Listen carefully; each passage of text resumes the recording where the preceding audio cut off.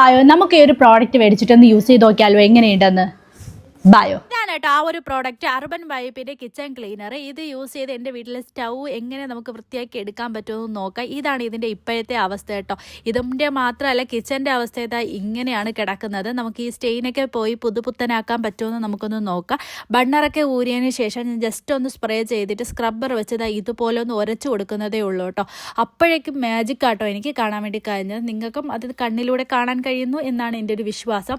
After and before കാണുമ്പോൾ നിങ്ങൾക്ക് മനസ്സിലാവും നല്ല രീതിയിൽ ഡിഫറൻസ് ഉണ്ട് കേട്ടോ. ഈ ഒരു പ്രോഡക്റ്റ് മാത്രമേ ഞാൻ യൂസ് ചെയ്തിട്ടുള്ളൂ. വലിയ സ്ട്രെയിനൊന്നും എനിക്ക് കൊടുക്കേണ്ടി വന്നിട്ടില്ല. ഈ ഒരു കൗണ്ടർ ടോപ്പൊക്കെ ഇത് യൂസ് ചെയ്താണ് ഞാൻ വൃത്തിയാക്കിയത്. കിച്ചണിലെ ഒരുവിധ എല്ലാ ഭാഗങ്ങളിലും നമുക്ക് ഈ ഒരു പ്രോഡക്റ്റ് മാത്രം മതി കേട്ടോ വൃത്തിയാക്കി എടുക്കാൻ വേണ്ടിയിട്ട്. നമ്മൾ അമ്മമാരറിയാതെയൊക്കെ കിച്ചണിൽ കയറി നമ്മുടേതായ പരീക്ഷണങ്ങൾ നടത്തുമ്പോൾ പാത്രങ്ങളൊക്കെ കരിഞ്ഞു പോകാൻ സർവ്വസാധാരണമാണ്. അപ്പോഴൊക്കെ ഈ ഒരു പ്രോഡക്റ്റ് യൂസ് ചെയ്താൽ മതി. അപ്പം നിങ്ങൾക്ക് ഈ ഒരു പ്രോഡക്റ്റിൻ്റെ ലിങ്ക് വേണമെന്നുണ്ടെങ്കിൽ എന്നെ ഫോളോ ചെയ്ത ശേഷം ലിങ്ക് ഒന്ന് കമൻറ്റ് ചെയ്താൽ മതി.